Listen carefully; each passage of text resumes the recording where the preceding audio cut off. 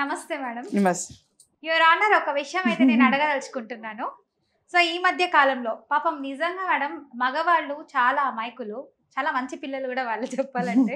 So అలాంటి అబ్బాయిలు పెళ్లి చేసుకోవాలంటే పెళ్లి అన్న వర్డ్ వినగానే ఆ 2 అక్షరాలు బాబోయ్ నాకు పెళ్ళొద్దని పారిపోతున్నారు చాలా మంది. పాపం వాళ్ళకి ఎందుకు మేడం అంత పెద్ద సమస్య, ఎందుకు పెళ్ళొద్దు అనుకుంటున్నారు? సో ఇప్పుడు 25 లేదంటే 28 జాబ్ ఏజ్ వస్తుంది కాబట్టి, సో తర్వాత ఒక మంచి సాలరీ వస్తుంది, పెళ్లి చేసుకోవాలి, ఇంకా నెక్స్ట్ జనరేషన్ ఇంకా ఎక్కువ అవ్వాలి, మన రాజ్యం పాపులేషన్. సో ఇలా ఉంటారు చాలా మంది. సో ఇప్పుడు పెళ్లి అంటేనే భయపడుతున్నారు చాలా మంది. సో ఎందుకు ఇలాంటి దుస్థితి వచ్చింది మగవాళ్ళకి? సో నాకు ఒక 50 ఇయర్స్ వచ్చిందంటే ఇంకా పెళ్లి చేసుకోవడం కూడా అనవసరమే. సో ఇంకా వాళ్ళు ముసలోళ్ళు అయిపోతారు, ఇంకా వాళ్ళ శేష జీవితం అంటే ఒంటరిగానే గడిపేయాలి.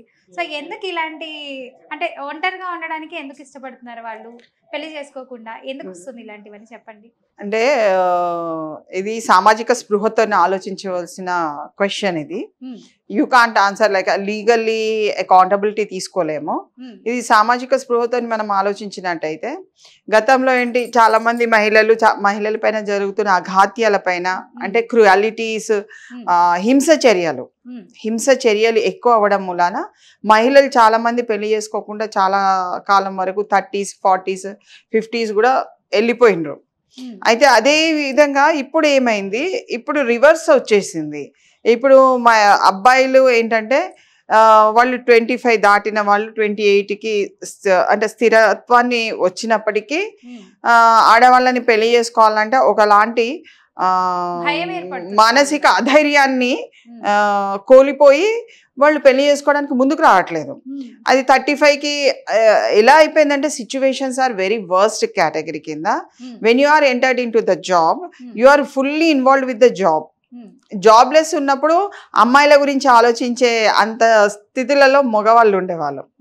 జాబ్లెస్ ఎప్పుడైతే జాబ్గా మారిపోయినరో అక్కడ టెక్నాలజీ ఎక్కువ శాతం అభివృద్ధి చెందడం వల్ల టెక్నాలజీని అప్డేట్ చేసుకోవడానికి సమయం లేదు.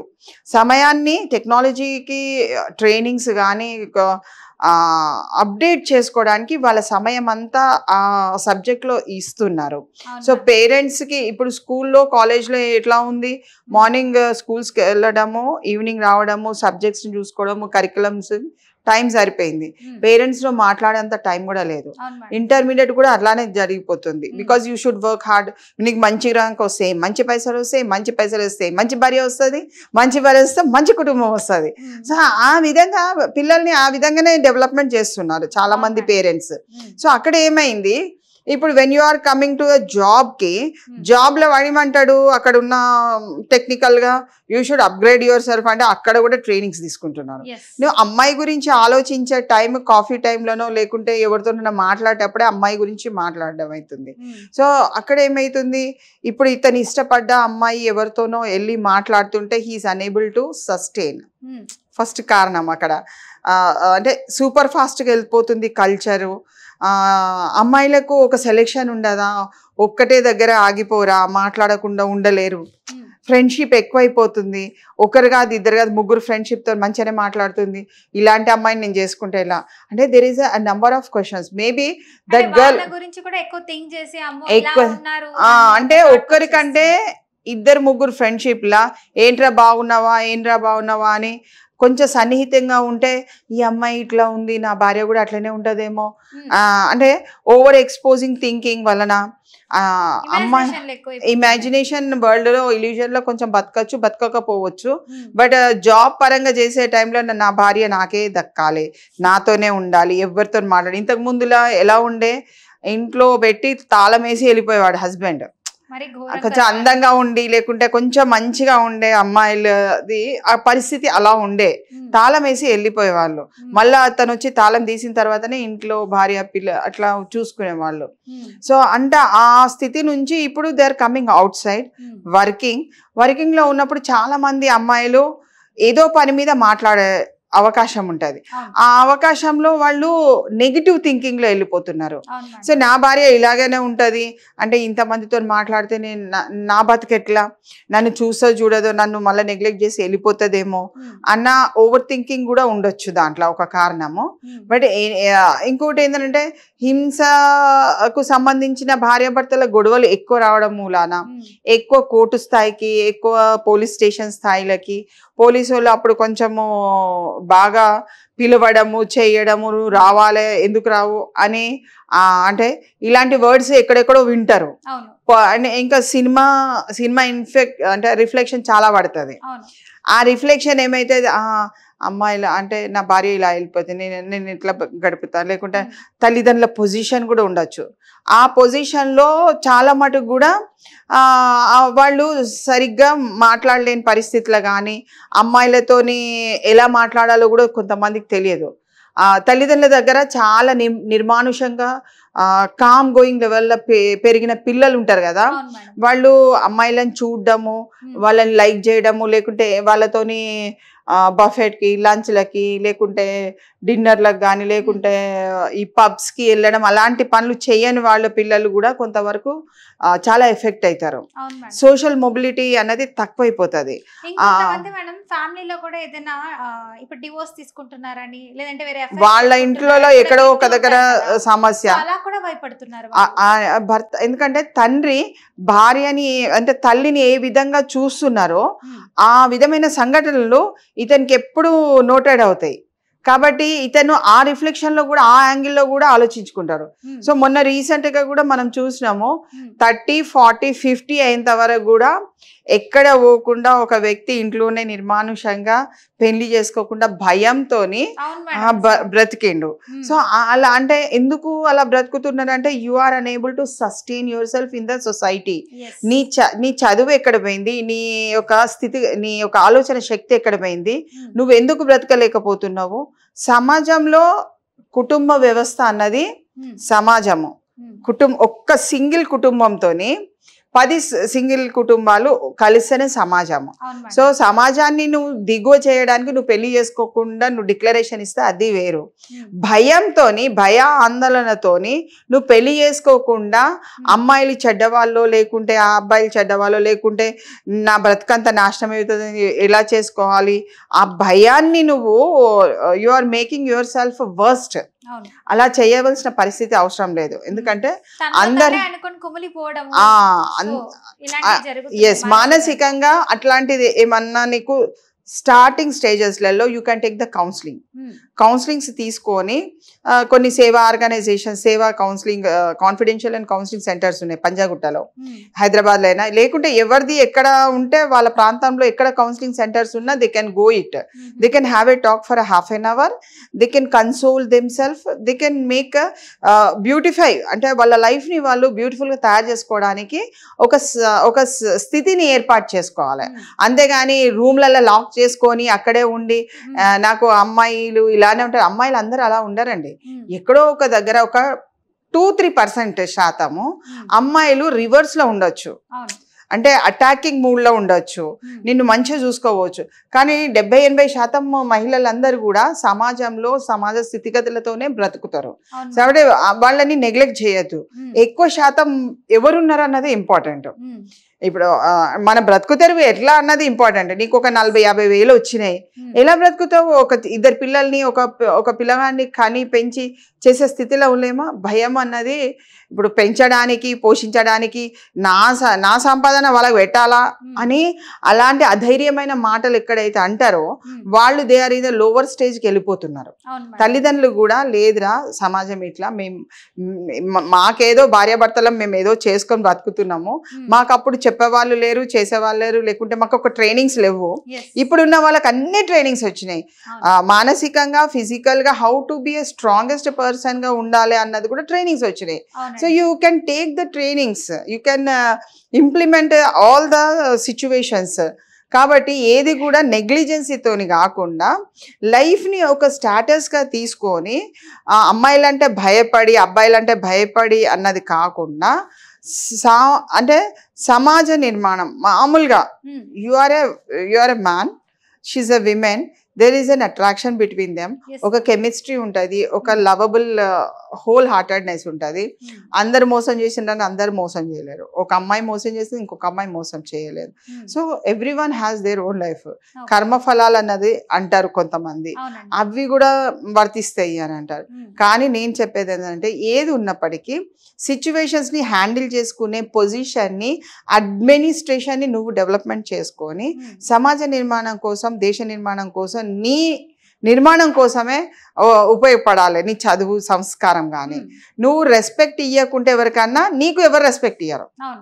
You should respect the ideologies of other person. ఎవరైనా నేను లైక్ చేసి పెళ్లి చేసుకుంటానంటే you go for it, you take it. లేదనుకో నీకు దక్కేది నీకు దక్కుతుంది, నీకు దక్కంది ఎప్పుడు నీకు దక్కదు, అంతే కదా. సో మనం ఏంటంటే బాయ్స్ ఎవరైనా సరే వాళ్ళ అహంకారాన్ని వదిలిపెట్టేసి వాళ్ళు సమాజ శ్రేయస్సు కోసం కానీ వాళ్ళ పేరెంట్స్ ఏదైనా చెప్పినా కానీ కొంత మూబిలిటీని తెచ్చుకొని చేసుకుంటే కూడా ఓకే. ఒక స్త్రీకి లైఫ్ ఇస్తారు కదా, ఎందుకు ఊరికేనే ఇప్పుడు నువ్వు సంపాదిస్తున్నావు ఊరికేనే ఎందుకు పెట్టేసి ఏం చేయాలి, పైసలు వద్దు నాకు వద్దు, నేను ఇంట్లోనే కూర్చుంటా పండుకుంటానంటే, నువ్వు సంపాదించే శక్తి ఉన్నప్పుడు, నువ్వు ఒక స్త్రీని పోషించే శక్తి ఉన్నప్పుడు, ఒక కుటుంబాన్ని పోషించే శక్తి ఉన్నప్పుడు యూ గో ఫర్ ఇట్. నీకేం తెలియదు, భార్యకు తెలుసు, యూ గివ్ స్కోప్. భార్యకి ఆమెకి అంతా అప్పచెప్పు, ఆమె చేసుకుంటుంది. Because women has a lot of capacity to maintain, handle the issues. కుటుంబాన్ని కానీ సమాజాన్ని కానీ హ్యాండిల్ చేసే కెపాసిటీ ఇంకెక్కువ ఉంటుంది. నీకు ఎంతవరకు వస్తుందో అంతవరకు చెయ్యి. కానీ ఆడవాళ్ళంటే భయమాని ఎగ్జిబిట్ చేసేసి ఏదో ఆడవాళ్ళని విలన్ క్యారెక్టర్గా తీర్చిదిద్దవలసినంత అవసరం లేదు. మగవాళ్ళు కూడా చాలా మంచి వాళ్ళు ఉన్నారు, హెల్ప్ఫుల్ క్యారెక్టర్స్ ఉన్నారు. కొంత ఏంటంటే ఇల్లీగల్ అఫేర్స్ ఎప్పుడైతే పెట్టుకుంటారో మెన్, దే డోంట్.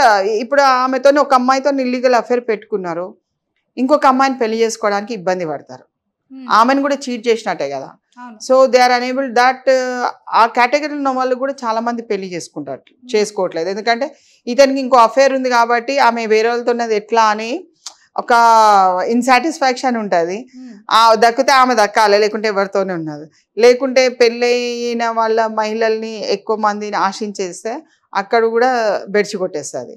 సో అలాంటి క్యారెక్టర్స్ లా పోకుండా ఒక ఫ్యామిలీని మంచిగా మేనేజ్మెంట్ చేసుకొని ఐసోలేటెడ్ ఉండండి, జాయింట్ ఉండండి. కానీ మహిళల్ని విలన్ క్యారెక్టర్ కింద ప్రొజెక్ట్ చేయడం అన్నది అంత పెద్దగా అవసరం లేదని నా ఉద్దేశము. పెళ్లి చేసుకోకుండా ఉండవలసిన అంత దౌర్భాగ్యమైన పరిస్థితిలో మన భారతదేశం లేదు. Number of women are very good, very active, very స్టెబిలిటీతోని కుటుంబాన్ని మెయింటైన్ చేసుకునే కెపాసిటీ ఉన్న లేడీస్ చాలా మంది ఉన్నారు. గివ్ దెమ్ అ లైఫ్, మంచి లైఫ్ ఇచ్చి మీరు చూడండి, ఆ ఆనందం వేరే ఉంటుంది. భార్య ఉండి ఒక తోడుగా ఉంటే అది కూడా బాగానే ఉంటుంది. సింగిల్గా ఉండి బాధపడద్దు, డిక్లేర్ చేయండి నేను పెళ్లి చేసుకోను, నేను దేశానికి అంకితమైతే, that is also good. But బిట్వీన్లో ఇది ఉండేసి నాకు ఆడవాళ్ళంటే అసహ్యము లేకుంటే భయము అలాంటివి డిక్లరేషన్ చేయాలి. ఓకే, సో ఫైనల్లీ మీరు ఏం మెసేజ్ ఇవ్వాలనుకుంటున్నారు? సో ఎవరైతే మగవాళ్ళు పెళ్లి చేసుకోవాలి అని అంటే భయంతో పెళ్లి చేసుకోకూడదు అని ఉంటున్నారు కదా, సో వాళ్ళకి ఫైనల్ గా మీరు ఏం చెప్పాలనుకుంటున్నారు? అంటే ఇక్కడ మనం సామాజిక స్పృహతోని ఆలోచించినట్టయితే నేను లీగల్ గా అంత పెద్దగా అంటే అవసరం లేదు. లీగల్ గా every person has their individuality, freedom అనేది ఉన్నది, ఫ్రీడమ్ టు లివ్ అని ఉన్నది. కాబట్టి నువ్వు వ్యక్తిగతంగా బతుకుతావా, తోడుతోని బతుకుతావా అన్నది నీ ఇష్టము. కానీ సామాజిక స్పృహతోని నువ్వు భయపడి బతకద్దు. నీకు నచ్చిన వాళ్ళు నీకు ఉంటే, వాళ్ళు ఎవరైనా నిన్ను నచ్చితే పెళ్లి చేసుకొని బ్రతకచ్చు. దాన్ని ఇబ్బందికరంగా జీవితాన్ని తయారు చేసుకోవద్దు. ఆడపిల్లలు అంటే అసహ్యాన్ని క్రియేట్ చేసుకొని బ్రతకడం అన్నది వ్యర్థమే. తల్లిదండ్రులతోని సహకారం తీసుకొని వాళ్ళతోని తల్లితోని చాలాసేపు మాట్లాడినట్టయితే నీకు ఒక ఆన్సరబుల్, నీకు ఒక లైఫ్ ఉంటుంది. ఆ లైఫ్కి ఒక ఆన్సర్ దొరుకుతుంది. But you should spend some time with the పేరెంట్స్తో టైం స్పెండ్ చేయకుండా లైఫ్ అంతా నాశనం అయిపోయిందని డిక్లరేషన్ ఇవ్వకుండా స్పెండ్. అమ్మ నాన్నని తీసుకో, కాఫీ సెంటర్లో కూర్చొని మంచిగా మాట్లాడి, తనివి తీరా మాట్లాడు. ఒక 10 సార్లు కాదు 20 సార్లు మాట్లాడు. నిన్ను నువ్వు బ్యాలెన్స్ చేసుకునే కెపాసిటీ నీకు వచ్చిందని నీకు తెలుసుకొని నువ్వు వివాహం చేసుకుంటే తప్పు కాదు. చేసుకోలేదనుకో అలాగే ఉండు, కానీ do not be in a depressed condition. నువ్వు సంపాదన పరుడివి, నువ్వు కెపాసిటీ ఉన్న పర్సన్వి, నువ్వు పని చేయగలుగుతావు అన్నప్పుడు ఇంట్లో కూర్చొని నువ్వు ఈ దేశానికి నష్టం చేసే పని అవసరం లేదు. ప్రతి వ్యక్తి కూడా పని చేసినప్పుడు అతని ఇన్కమ్ దేశ శ్రేయస్సుకు యాడ్ అయిపోతుంది ప్రతి వ్యక్తిది. సో ఒక వ్యక్తి 10 సంవత్సరాలు తినుకుంటూ కూర్చున్నాడు తల్లిదండ్రులది అని అంటే ఈ 10 సంవత్సరాలు income reduction for the nation, economical condition of the nation will go down automatically. So they should understand I'm living for the country, నా దేశం కోసం, నా కుటుంబం అన్నది కాదు, దేశం కోసం బ్రతుకుతున్నాను అన్న ఒక ఆలోచన తీసుకొని నీకు వివాహం చేసుకోబుద్ధి అయింది అనుకో ఇమీడియట్గా చేసుకోబుద్ధి కాదనుకో డిక్లరేషన్ చేయి. కానీ ఆడపిల్లలు చెడ్డవాళ్ళు లేకుంటే ఆడపిల్లలతో భయం ఉన్నది అనే ఒక క్రియేటివిటీ చేయడం వల్ల నీకు ఏం రాదు, నీ మీద ఇంప్రెషన్ పోతుంది. కాబట్టి వీడి భయంతో పెళ్లి చేసుకుంటాడు, వీడు వేస్ట్ కాడా అని ఒక డిక్లరేషన్ ఇస్తారు సమాజంలో. ఎవరో ఒకరు ఇస్తారు, మనకు 100 మందిలో ఎవరో ఒకరు శత్రువు ఉంటాడు, ఆడిచ్చే స్టేట్మెంట్ కి మనము ఫ్యూజులు ఎగిరిపోతాయి. మనం you can't live in the society, you should be bound to live in the society with strength full. కాబట్టి అందరూ మగవాళ్ళకి ఎవరైతే పెళ్లి చేసుకోవద్దు అనుకున్న వాళ్ళకి they can marry it in a love, అంటే it will be a lovable. అన్ని మనం నెగటివ్ గా తీసుకోవద్దు. మ్యారేజ్ ఈజ్ ఆల్సో లవబుల్, అంటే అంత క్యారెక్టర్ ని ఇస్తుంది, మంచిగా కూడా బ్రతకచ్చు. సూపర్ మేడం, మంచి ఇన్ఫర్మేషన్ ఇచ్చారు. ఎవరైతే పెళ్లి చేసుకోకూడదు అనే అబ్బాయిలు ఉన్నారో సో వాళ్ళకి మంచి ఇన్ఫర్మేషన్ ఇచ్చారు. సో చూసారు కదా వ్యూవర్స్, సో ఒక అడ్వకేట్ గా, ఒక సోషల్ యాక్టివిస్ట్ గా సో సుభాషిణి మేడం అయితే చాలా మంచి ఇన్ఫర్మేషన్ ఇచ్చారు. సో మీ అందరికీ బాగా ఉపయోగపడుతుందని నేను అనుకుంటున్నాను. సో చూసారు కదండి, ఇది ఇవాల్టి ఎపిసోడ్. తిరిగి రేపటి ఎపిసోడ్ లో కలుద్దాం. అంతవరకు చూస్తూనే BRK న్యూస్, సైనింగ్ ఆఫ్, మీ యాంకర్ ఫాతిమా.